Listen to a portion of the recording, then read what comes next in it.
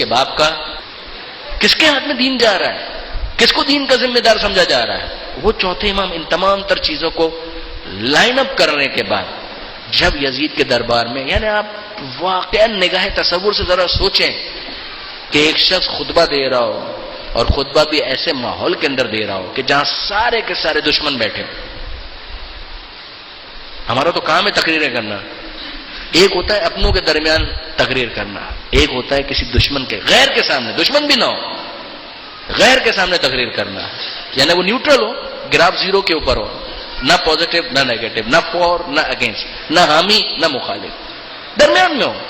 تو بھی آپ کو جب گفتگو کرنا ہو، آپ اتنا کمفرٹ زون میں اپنے آپ کو محسوس نہیں کریں گے، آپ اتنا کمفرٹیبل فیل نہیں کریں گے.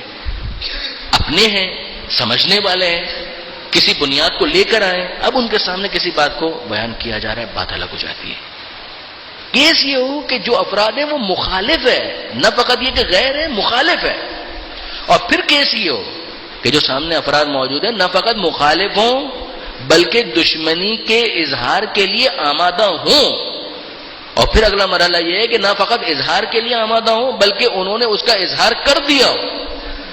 وہ جو خطبہ دینے والا خطبہ دے رہا ہے وہ اس وقت خطبہ دے رہا ہے کہ جب اس کے باپ کا کٹا ہوا سر پڑا ہوا ہے تشت میں، اس کے ساتھ وہ گستاخی کر رہا ہے، جہاں پر اس کی گھر کی خواتین جو ہیں اس کے سروں کے اوپر چادر موجود نہیں ہے. ایسے میں جب چوتھے امام گفتگو کر رہے ہیں، ہاتھوں میں ہتھکڑیاں ہیں، اس کو جکڑا ہوا ہے، اور پھر وہ جائے ممبر کے اوپر اور ممبر پر جا کر خطبہ دے. آسان نہیں ہے برادران عزیز. یعنی میں بہت واضح عرض کر رہا ہوں کہ کچھ افراد وہ ہوتے ہیں کہ جن کے سامنے دین پیش کرنا آسان ہوتا ہے، کچھ ہوتے ہیں کہ جن کے سامنے دین پیش کرنا بہت مشکل ہوتا ہے. جو ایک فضا لے کر آئے ہیں، ایک مائنڈ بنا چکے ہیں دینداری کا، ان کے سامنے دین کی باتیں کرنا اچھا لگتا ہے، آسان ہوتا ہے. جو دین کے مخالف ہیں ان کے سامنے دین کی بات کرنا بہت مشکل ہوتا ہے. جو پیغمبر اکرم کو مانتے ہیں ان کے سامنے پیغمبر کا تذکرہ کرنا آسان ہوتا ہے. پیغمبر کو نہیں مانتے ان کے سامنے رسول اللہ کی بات کرنا بہت مشکل ہے. جو علی کو نہیں مانتے گالیاں دیتے ہیں. اس ایام ازا کے اندر میں نے مختلف جگہوں پر امام نسائی کا وہ واقعہ بہت پڑھا ہے کہ جو اپنے عالم کو، اہل سنت کے صحاح ستہ کے مولد، وہ امام نسائی کو برداشت نہیں کر رہے وہ علی کی فضائل بیان کر رہے. 3ویں صدی کے اندر کربلا کے واقعے کے بعد جب اتنے اثرات آ چکے ہیں اس کے بعد بھی وہ برداشت نہیں کر رہے امام نسائی کو، جو سنن نسائی کے مؤلف ہیں، اور علی کے فضائل بیان کرنے کے جرم میں ان کو قتل کر دیا جاتا ہے. جسٹ تھنک اباؤٹ اٹ کہ کیا ریزسٹنس ہوگی اس وقت جب چوتھے امام خطبہ دے رہے ہوں گے. جبکہ مقدمہ یہی ہے کہ یزید گستاخی بھی کرتا ہے، تمام تر وہ حرکتیں بھی کرتا ہے جو آپ سنا کرتے ہیں.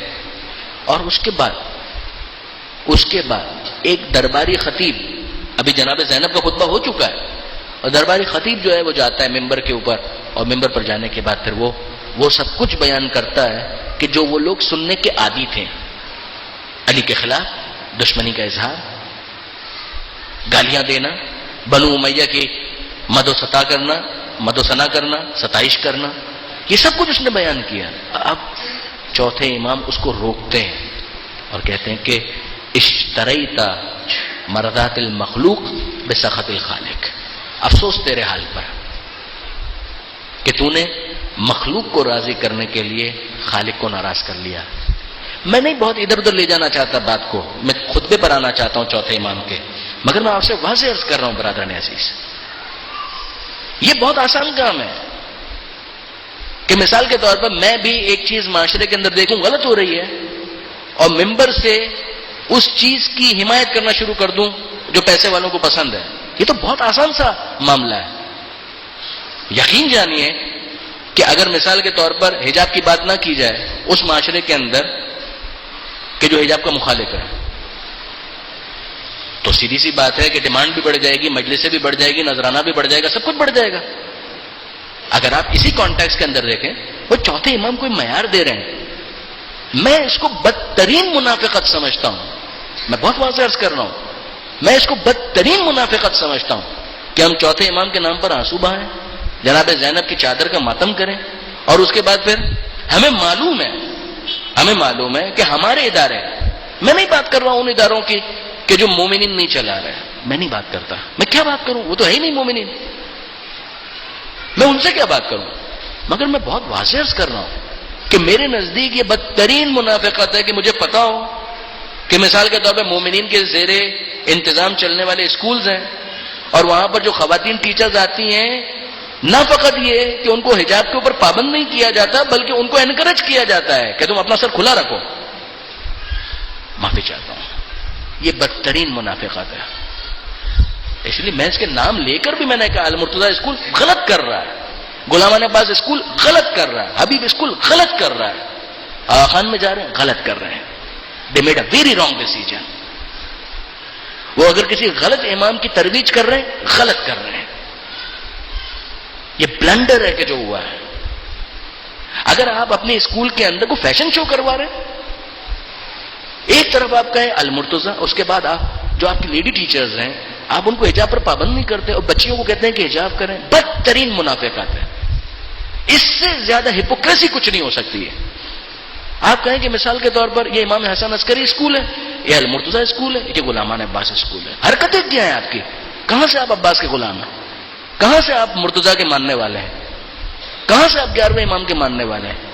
پھر اس کے بعد ہم آنسو بھی بہائیں اور پیش ہم وہ چیز کریں کہ جو یزیدیت کی ترویج کرنے والی ہو, جو اس کی فلسفی ہے اس کو ترویج کرنے والی ہو. چوتھے امام کہتے ہیں کہ اگر تم یہ کر رہے ہو, اصول سمجھ لو یہاں پر کیا ہے, اشتریت مرضات المخلوق بسخط الخالق. تم نے مخلوق کو راضی کرنے کے لیے خالق کو ناراض کیا ہے. سورہ بقرہ آپ پڑھ ڈالیے, سورہ آل عمران آپ پڑھ ڈالیے. پروردگار عالم ان لوگوں کی سخت مذمت کرتا ہے کہ جن کو موقع ملتا ہے اور موقع ملنے کے بعد وہ اللہ کی آیتوں کا کاروبار کرتے ہیں, تجارت کرتے ہیں, آیتوں کو اس کی جگہ سے ڈسپلیس کرتے ہیں. وہ کہتے ہیں کہ ٹھیک ہے کچھ درہم و دینار تو ملیں گے, مگر تم نے کیا لوز کر دیا.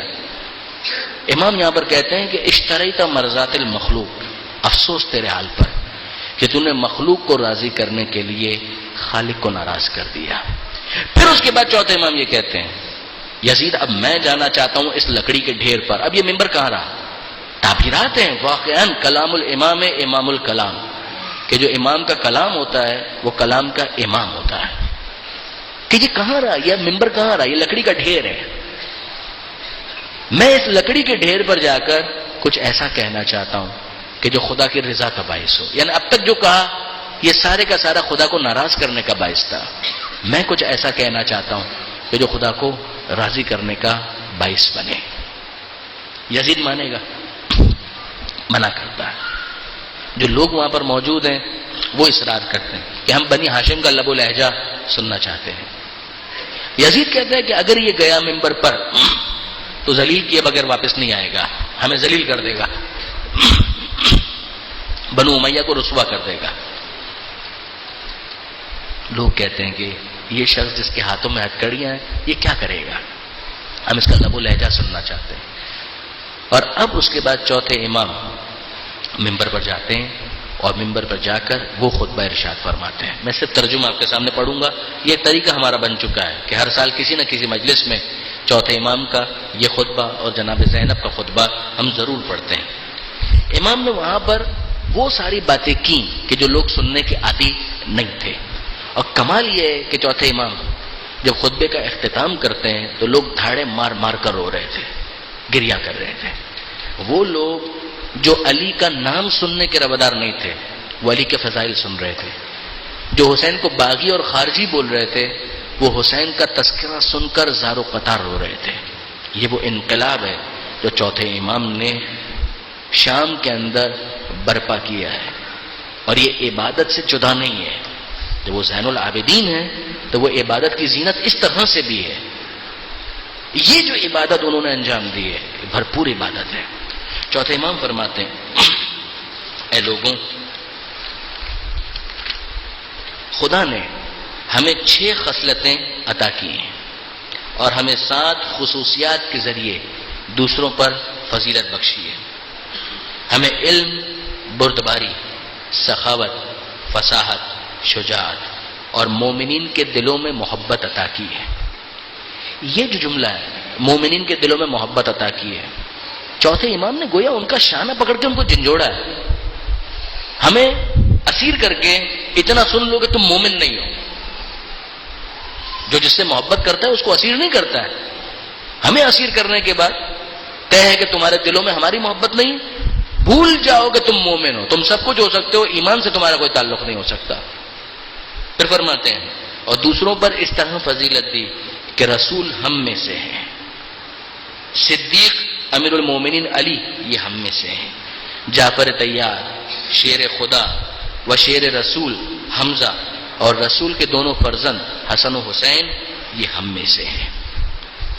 جس کا سر تم نے کاٹا ہے وہ کون ہے؟ پہچانو اس کو. اس مختصر تعارف سے جو مجھے جانتا ہے وہ جانتا ہے، جو نہیں جانتا تو ان کے لیے میں اپنے آبا و اجداد اور اپنے خاندان کا تعارف کرواتا ہوں اور ان کے ذریعے خود کو پہچانواتا ہوں. اے لوگوں، میں مکہ اور منی کا بیٹا ہوں، میں زمزم اور صفا کا بیٹا ہوں، میں اس کا بیٹا ہوں کہ جس نے اپنی چادر پر رکھ کر حجر اسود کو اس کی جگہ پر نصب کیا. پیغمبر اکرم کی اس فضیلت کا تذکرہ.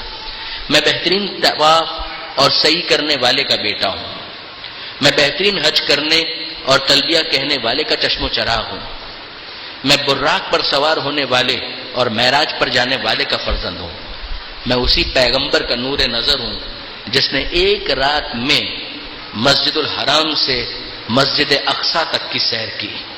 میں اس کا بیٹا ہوں جس کو جبریل سدرۃ المنتہا تک لے گئے. یہ لوگ ایکسپیکٹ نہیں کر رہے تھے کہ یہ پیغمبر اکرم کی وراثت کا دعویٰ کریں گے، مکہ اور مکہ، صفا اور زمزم ان سب کے وارث ہونے کا دعویٰ کریں گے. وہ ایکسپیکٹ نہیں کر رہے. مقام قرب ربوبی سے خدا متعال سے نزدیک لے گئے. میں اس کا بیٹا ہوں جس نے آسمان کے ملائکہ کے ساتھ نماز پڑھی. میں اس کا بیٹا ہوں جس پر خدا نے وحی نازل کی. میں محمد مصطفیٰ اور علی مرتضیٰ کا بیٹا ہوں. پیغمبر اکرم اور پیغمبر اکرم کے ساتھ بلا فاصلہ امیر المومنین کا تذکرہ. میں محمد مصطفیٰ اور علی مرتضیٰ کا بیٹا ہوں. میں اس کا بیٹا ہوں جس نے مغرور لوگوں کی ناک رگڑ کر کلمہ توحید پڑھوایا. یہ بدر یاد دلوا رہے ہیں، احد یاد دلوا رہے ہیں، یہاں تک کہ 8 ہجری کے اندر فتح مکہ وہ یاد دلوا رہے ہیں کہ یہ لوگ، یہ یزید کا باپ، تم اس کو ہمارے سامنے پیش کر رہے ہو، اس سے ہم کو کمپیئر کر رہے ہو. یہ وہ لوگ ہیں جن کی ناک رگڑوا کر استسلام، جو ظاہری اسلام بھی ہے، وہ میرے باپ نے ان کو سکھایا ہے، جس کے بعد یہ ظاہری طور پر مسلمان ہوئے ہیں، ورنہ ان کا اسلام سے کیا تعلق ہے. میں اس کا فرزند ہوں جو رسول کی طرف سے 2 تلواروں اور 2 نیزوں سے جنگ کرتا تھا. اب یہ مولا کا تذکرہ ہو رہا ہے، جس نے 2 بار ہجرت اور 2 بار بیعت کی، جس نے بدر و حنین میں کافروں سے جنگ کی، جس نے ایک لمحے کے لیے بھی کفر اختیار نہیں کیا. یہ سب پر چوٹ ہے، جو آج بھی مولا کو کہا جاتا ہے کرم اللہ وجہہ، یعنی جس نے کبھی بتوں کے آگے سر نہیں جھکایا. میں صالح مومنین اور وارث انبیاء کا فرزند ہوں. میں مشرکوں کو قتل کرنے والے، مسلمانوں کے امیر، مجاہدوں کے پیشوا، عابدوں کی زینت اور خوف خدا میں گریہ کرنے والوں کے افتخار کا بیٹا ہوں. میں بردبار لوگوں میں بردبار ترین اور اہل بیت رسول میں سے بہترین نماز پڑھنے والے کا بیٹا ہوں. میں اس کا فرزند ہوں جبریل نے جس کی تائید اور میکائیل نے جس کی مدد کی. میں اس کا بیٹا ہوں جس نے مسلمانوں کے حرم سے دفاع کیا اور مارقین، ناقصین اور قاسدین سے جنگ کی، جمل، صفین اور نہروان. میں اس کا فرزند ہوں جو قریش میں سب سے بہترین ہے. میں اس کا بیٹا ہوں جس نے مومنین میں سب سے پہلے خدا اور رسول کی دعوت قبول کی. میں ایمان کی طرف سب سے پہلے سبقت کرنے والے کا بیٹا ہوں، سرکشوں کی کمر توڑنے والے کا بیٹا ہوں، مشرکوں کو تہہ تیگ کرنے والے کا بیٹا ہوں. میں اس کا فرزند ہوں جو منافقوں کے لیے خدا کی شمشیر، خدا کے بندوں کے لیے زبان حکمت، دین خدا کے محافظ اور اس کے ولی امر ہے، حکمت خدا کے بوستان اور علم الہی کے حامل ہیں. وہ کون ہیں؟ وہ جوان مرد، سخی، شریف، نیکیوں کے جمع کرنے والے، سید، عظیم، ابتہی، خدا کی رضا پر راضی، مشکلوں میں آگے بڑھنے والے، صابر، روزدار، ہر آلودگی سے پاک اور بڑے نمازی تھے۔ اس نے اپنے دشمنوں کی نسلیں منقطع کی اور کفر کے ٹولوں کا شیرازہ بکھیر دیا۔ وہ قوی اور استوار دل کے حامل، عزم بالجزم تھے، اور جب جنگ میں نیزے ایک دوسرے سے گچھ جاتے تھے تو وہ شیر کی مانند انہیں جدا کر دیا کرتے تھے اور چکی کی طرح انہیں پیس دیا کرتے تھے۔ وہ حجاز کے شیر، عراق کے سردار، مکی، مدنی، خیفی، عقبی، بدری، احدی، شجری اور مہاجری ہیں۔ ان سب جنگوں پر وہ حاضر تھے۔ وہ عرب کے سیاد اور میدان جنگ کے شیر اور 2 مشعر کے وارث حسن و حسین کے والد ہیں۔ وہی کہ جن سے یہ خصوصیات و صفات مخصوص ہیں، وہ کوئی اور نہیں، میرے دادا علی ابن ابی طالب ہیں۔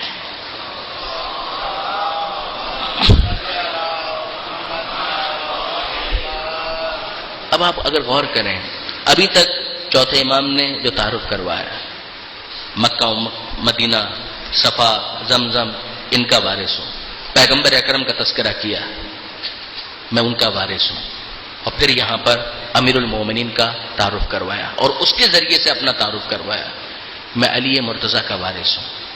اب اس کے بعد چوتھے امام فرماتے ہیں، ثم قال انا ابن فاطمہ الزہرا، میں فاطمہ زہرا کا بیٹا ہوں، انا ابن سیدۃ النساء، میں جنت کی عورتوں کی سردار زہرا کا بیٹا ہوں۔ فلم یزل یقول انا، اور اب چوتھے امام مسلسل اپنا تعارف کروا رہے ہیں، کہہ رہے ہیں میں اس کا بیٹا ہوں، میں اس کا بیٹا ہوں، میں اس کا بیٹا ہوں، حتی زج الناس بالبکاء والنہیب، یہاں تک کہ لوگ دھاڑے مار مار کر رونے لگے، ان کے آنسو تھم نہیں رہے تھے۔ وخشع یزید ان یکون فتنہ، اور اس موقع پر یزید نے یہ خوف محسوس کیا کہ یہ تو معاملہ میرے ہاتھ سے گیا۔ فامر المؤذن، اس موقع پر یزید نے مؤذن کو حکم دیا، فقطع الکلام، اور مؤذن نے آگے بڑھ کر آذان دے کر چوتھے امام کے خطبے کو کاٹا۔ فلما قال المؤذن، جب مؤذن نے کہا اشہد ان لا الہ الا اللہ، جب اس نے کہا اللہ اکبر اللہ اکبر، تو قال علی، چوتھے امام نے کہا میں بھی گواہی دیتا ہوں، اللہ کی کبریائی میں کیا شک ہے، اس سے بڑھ کر کون ہو سکتا ہے۔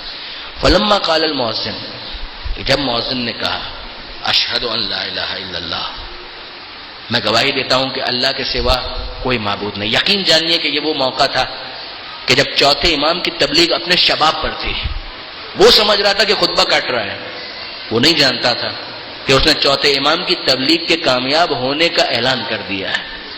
اشہد ان لا الہ الا اللہ، یہی تو ہم چاہ رہے تھے کہ یہ گواہی آئے کہ اللہ کے سوا کوئی معبود نہیں، حق کا کہ بنا لا الہ است حسین اس کا اعلان ہو جائے۔ چوتھے امام کہتے ہیں شہد بہا شعری و بشری و لحمی و دمی، اللہ کے سوا کوئی معبود نہیں، میرا روم روم گواہی دیتا ہے، میرا گوشت، میری ہڈیاں، میرے جسم کا ایک ایک عضو یہ گواہی دیتا ہے، اللہ کے سوا کوئی معبود نہیں۔ فلما قال المؤذن، اور اب جب مؤذن نے کہا اشہد ان محمد رسول اللہ، کہ میں گواہی دیتا ہوں کہ محمد اللہ کے رسول ہیں، التفت من فوق المنبر الی یزید، اس موقع پر چوتھے امام نے یزید کو مخاطب کیا، فقال، اور کہا محمد ھذا جدی ام جدک، یہ جس محمد کی رسالت کی گواہی دی جا رہی ہے، اتنا بتا دے کہ یہ میرے جد ہیں یا تیرے جد ہیں۔ فَإِن زَعَمْتَ، اگر تو یہ کہے کہ انہ جدک، کہ یہ تیرے جد ہیں، فقط کذبت، تو ایسا جھوٹ ہے کہ جس کو سب جانتے ہیں، وکفرت، اور ایسا انکار ہے کہ جس کو سب جانتے ہیں، وَإِن زَعَمْتَ، اور جبکہ تجھے پتا ہے، جبکہ تو جانتا ہے، انہ جدی، کہ وہ میرے جد ہیں، فَلِمَا قَتَلْتَ اِتْرَتَهُ، تو اسی محمد کی اطرت کو کیوں قتل کیا، پھر اسی حسین کو کیوں قتل کیا، پھر اسی زینب کو جو انہی کی اطرت میں سے ہے، ان کو اس طرح سے روم کے قیدیوں کی طرح سے کیوں پھرایا گیا، پھر ہاتھوں میں ہتھکڑیاں کیوں ہیں؟ پھر پیروں میں بیڑیاں کیوں ہیں؟